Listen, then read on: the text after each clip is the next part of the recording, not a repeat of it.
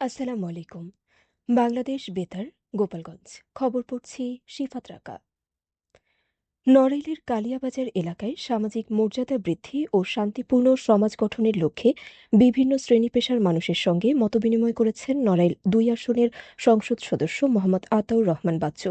গতকাল বিকেলে অনুষ্ঠিত এ মতবিনিময় সভায় তিনি বলেন, ইসলামের আইন মেনে চললে সমাজে মর্যাদা বৃদ্ধি পাবে এবং মানুষের মধ্যে শান্তি ও সম্প্রীতি বজায় থাকবে। তিনি অসহায় মানুষের পাশে দাঁড়ানো, দাঙ্গা হাঙ্গামা পরিহার এবং পারস্পরিক সহযোগিতার মাধ্যমে পরিচ্ছন্ন সমাজ গড়ে তোলার আহ্বান জানান। এ সময় স্থানীয় গণ্যমান্য ব্যক্তি, ব্যবসায়ী ও বিভিন্ন শ্রেণী পেশার মানুষ উপস্থিত ছিলেন। বর্তমান সরকারের নির্বাচনী ইশতেহার বাস্তবায়নে প্রচার কার্যক্রম জোরদার করার লক্ষ্যে গোপালগঞ্জে গণমাধ্যম কর্মীদের সাথে প্রেস ব্রিফিং করেছে জেলা প্রশাসন। গতকাল জেলা প্রশাসকের সম্মেলন কক্ষে অনুষ্ঠিত সভায় সভাপতিত্ব করেন জেলা প্রশাসক মোহাম্মদ আরিফুজ্জামান। ব্রিফিংয়ে জানানো হয়, সরকারের নির্বাচনী অঙ্গীকার বাস্তবায়নে মাঠ পর্যায়ে প্রচার কার্যক্রম আরও কার্যকর করতে গণমাধ্যমের ভূমিকা অত্যন্ত গুরুত্বপূর্ণ। এ সময় সাংবাদিকদের মাধ্যমে সাধারণ মানুষের কাছে উন্নয়ন, সেবামূলক কার্যক্রম এবং সরকারের বিভিন্ন উদ্যোগ সঠিকভাবে তুলে ধরার আহ্বান জানানো হয়।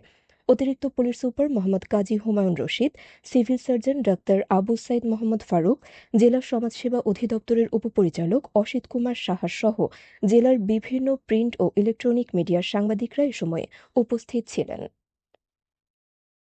ফরিদপুরে হাম রুবেলা বিষয়ে বিশেষ আলোচনার সভা অনুষ্ঠিত হয়েছে। গতকাল দুপুরে ডাক্তার জাহেদ মেমোরিয়াল শিশু হাসপাতালের কনফারেন্স রুমে এ সভার আয়োজন করা হয়। সভায় প্রধান অতিথি হিসেবে উপস্থিত ছিলেন ফরিদপুরের civil surgeon doctor Mahmudul Hasan. সভায় বক্তারা বলেন, হাম রুবেলা প্রতিরোধে সচেতনতা বৃদ্ধি, নিয়মিত টিকাদান কার্যক্রম জোরদার এবং আক্রান্ত শিশুদের দ্রুত চিকিৎসা সেবা নিশ্চিত করা জরুরি। শিশুদের চিকিৎসা সেবা জোরদারে হাসপাতালটিতে ইতোমধ্যে ২৩ শয্যার একটি বিশেষ হাম ওয়ার্ড চালু করা হয়েছে বলে সভায় জানানো হয়। সভায় বিভিন্ন বিভাগের চিকিৎসকগণ উপস্থিত ছিলেন। করব কাজ, গড়ব দেশ, সবার আগে বাংলাদেশ এই প্রতিপাদ্যকে সামনে রেখে ফরিদপুরে বর্তমান সরকারের উন্নয়ন ও জনকল্যাণমূলক কার্যক্রম তুলে ধরে প্রেস ব্রিফিং অনুষ্ঠিত হয়েছে। গতকাল দুপুরে ফরিদপুর জেলা প্রশাসন সম্মেলন কক্ষে আয়োজিত অনুষ্ঠানে সভাপতিত্ব করেন ফরিদপুরের জেলা প্রশাসক মাজহারুল ইসলাম। ব্রিফিংয়ে ফরিদপুর জেলার বিভিন্ন উপজেলায় ১৪টি খাল পুনঃখনন প্রকল্প বাস্তবায়ন করা হচ্ছে বলে জানান জেলা প্রশাসক। তিনি বলেন, এসব প্রকল্পের মাধ্যমে জলাবদ্ধতা নিরসন ও কৃষি উৎপাদন বৃদ্ধি পাবে। এ সময় ধর্মীয় প্রতিষ্ঠান ভিত্তিক সম্মানী ভাতা, কৃষি ঋণ মওকুফ, নারী পরিচালিত বিআরটিসি বাস, বৃক্ষরোপণ কর্মসূচি এবং গণসচেতনতামূলক নানা উদ্যোগের অগ্রগতিও তুলে ধরা হয়। অনুষ্ঠানে জেলা প্রশাসনের কর্মকর্তা ও বিভিন্ন গণমাধ্যমের সাংবাদিকরা উপস্থিত ছিলেন। নড়াইলে বর্তমান সরকারের নির্বাচনী ইশতেহার বাস্তবায়ন বিষয়ে প্রেস ব্রিফিং অনুষ্ঠিত হয়েছে। গতকাল দুপুরে জেলা প্রশাসকের সম্মেলন কক্ষে এ ব্রিফিং অনুষ্ঠিত হয়। ব্রিফিংয়ে ফ্যামিলি কার্ড, খাল খনন, বৃক্ষরোপণ, নারীর জন্য গাড়ি, কৃষক কার্ড এবং কৃষি ঋণ মওকুফ সহ সরকারের বিভিন্ন অগ্রাধিকার কর্মসূচি তুলে ধরা হয়। অনুষ্ঠানে উপস্থিত ছিলেন নড়াইলের জেলা প্রশাসক ড মোহাম্মদ আব্দুল সালাম, অতিরিক্ত জেলা ম্যাজিস্ট্রেট লিঙ্কন বিশ্বাস, অতিরিক্ত পুলিশ সুপার মোহাম্মদ কামরুজ্জামান সহ বিভিন্ন দপ্তরের কর্মকর্তারা। এ সময় জেলার প্রিন্ট ও ইলেকট্রনিক মিডিয়ার সাংবাদিকরাও অংশ নেন। এদিকে সরকারের উন্নয়ন কার্যক্রম নিয়ে প্রেস ব্রিফিং করেছে মাদারীপুর জেলা প্রশাসন। গতকাল বিকেলে জেলা প্রশাসকের সম্মেলন কক্ষে এ ব্রিফিং অনুষ্ঠিত হয়।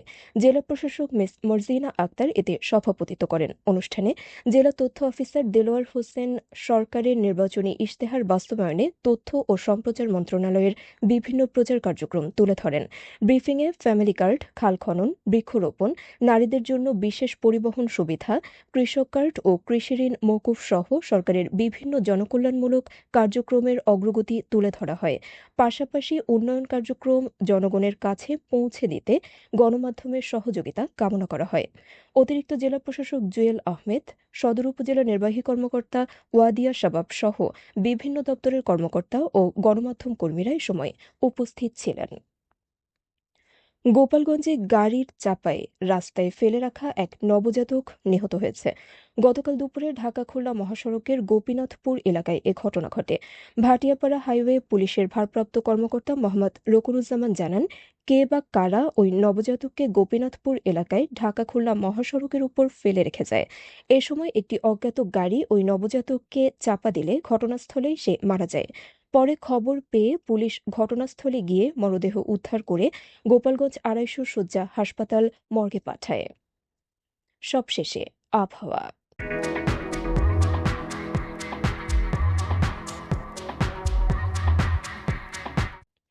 আজ সন্ধ্যা ৬টা পর্যন্ত দেশের অভ্যন্তরীণ নদীবন্দরসমূহের জন্য আবহাওয়ার পূর্বাভাসে বলা হয়েছে, রংপুর, দিনাজপুর, কুমিল্লা, টাঙ্গাইল, ময়মনসিংহ, চট্টগ্রাম এবং সিলেট অঞ্চলসমূহের উপর দিয়ে পশ্চিম অথবা উত্তর পশ্চিম দিক থেকে ঘন্টায় ৪৫ থেকে ৬০ কিলোমিটার বেগে অস্থায়ীভাবে দমকা অথবা ঝোড়ো হাওয়া সহ বৃষ্টি অথবা বজ্রবৃষ্টি হতে পারে।